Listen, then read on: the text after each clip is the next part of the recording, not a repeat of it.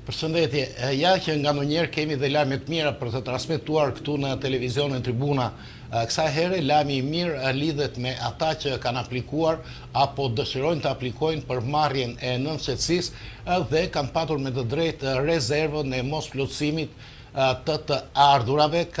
Dihet tashmë që ka një limit të ardhurave së cilin duhet ta plotësojë gjithkush. Për ndryshe i refuzohet dhënia e nënshtetësisë edhe pse i plotëson gjithë kriteret e tjera dhe ka kaluar me sukses edhe provimin për marrjen e certifikatës përkatëse. Lajmi i mirë është se Këshilli i Shtetit i Greqisë e ka cilësuar si të palikshëm refuzimin e nënshtetësisë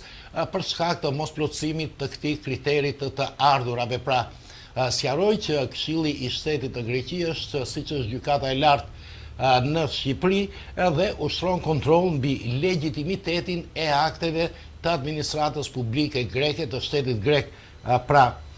vendimi u shpall pardje dhe krijon optimizëm për qindra ndoshta dhe mira bashkëdhetar, të cilëve ju refuzua kërkesa për marrjen e nënshtetësisë greke, pikërisht se kishin të ardhura vjetore më pak nga sa saktonte vendimi i ministrit të brendshëm i vitit 2021. Kujtojmë se atëherë ministri i brendshëm ishte Makis Voridis dhe pavarësisht se janë ndruar disa ministra të brendshëm,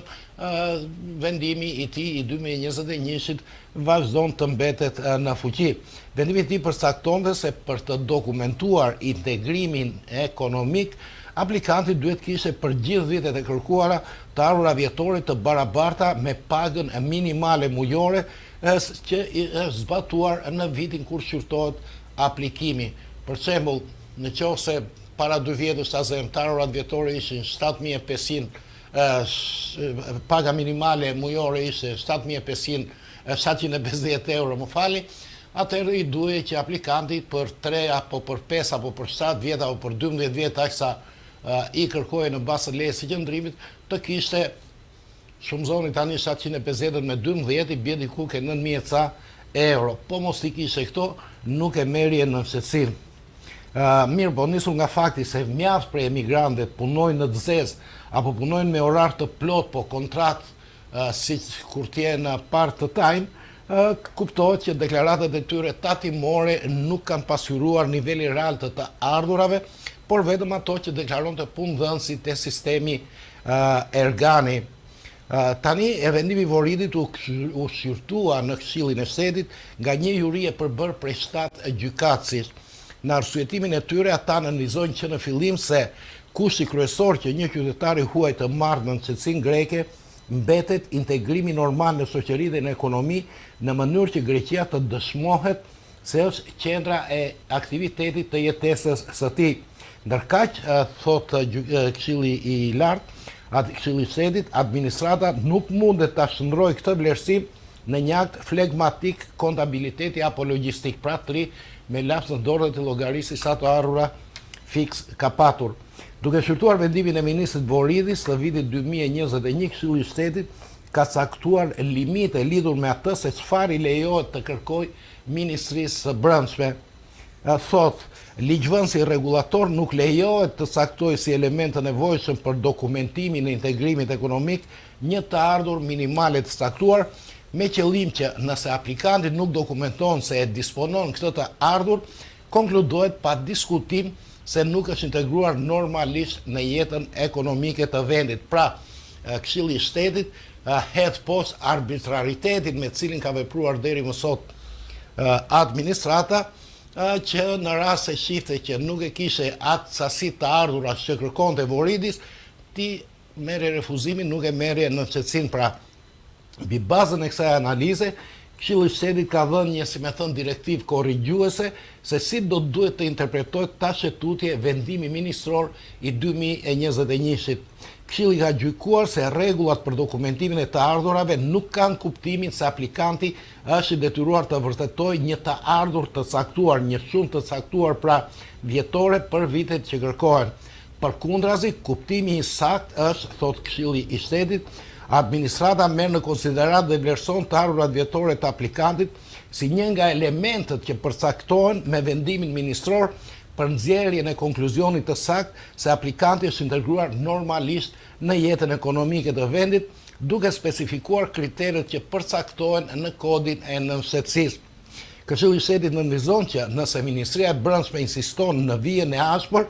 që mungesa e një të ardhurave të caktuar do të thotë automatikisht refuzim, atëherë Ministria e Brendshme shkel ligjin. Versioni i kundërt i interpretimit nënkupton se vendimi i ministrit i tejkalon kufit që cakton dispozita përkatëse në kodin e nënshtetësisë nënvizon Këshilli i Shtetit. Mirë gjitha këto do të thoni ju, po pyetja normale është çfarë do të bëhet tani. Në radhë parë duhet pritur që Ministria e Brendshme, Sekretariati i Nënshtetësisë të dërgojnë udhëzimet përkatëse në gjithë drejtoritë rajonale dhe ashtu siç e përmban vendimi i Këshillit të Lartë, i Këshillit të Shtetit, më falni,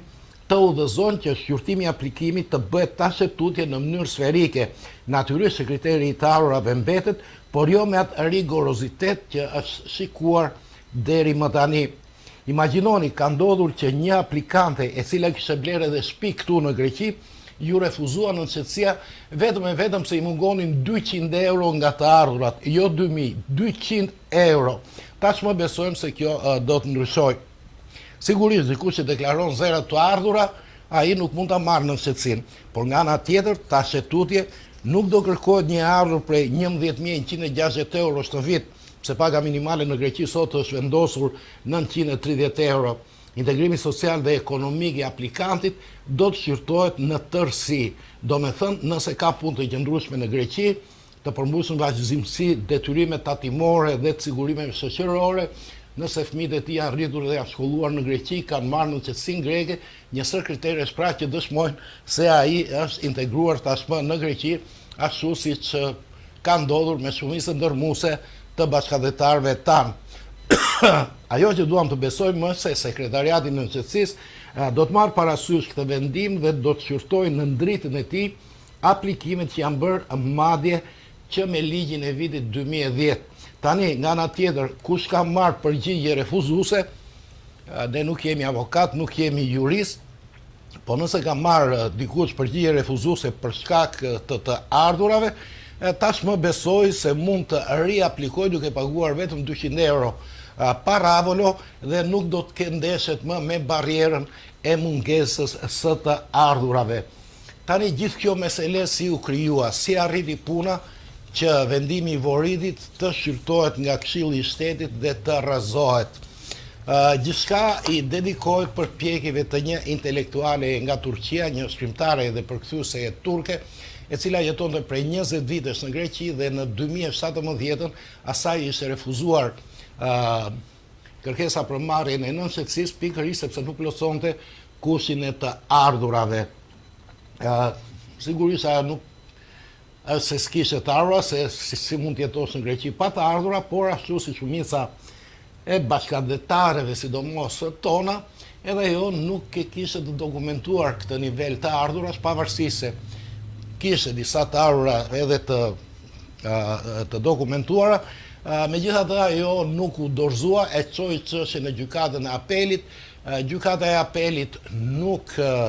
i dha të drejtë, i lanë fuqi vendimin e ministrit Voridis pra, dhe ajo me ndihmën kishte një avokate të mirë, një avokate që duhet të ketë sensibilitet në çështjen e drejtave të njerëzit dhe të drejtave të emigrantëve, dhe kështu e çuan çështjen në Këshillin e Shtetit dhe Këshilli i Shtetit i dha asaj të drejtë. Sigurisht që ky vendim hap rrugën apo lehtëson rrugën për qindra dhe qindra edhe bashkëdhetar tanë, siç thash edhe në fillim, të cilët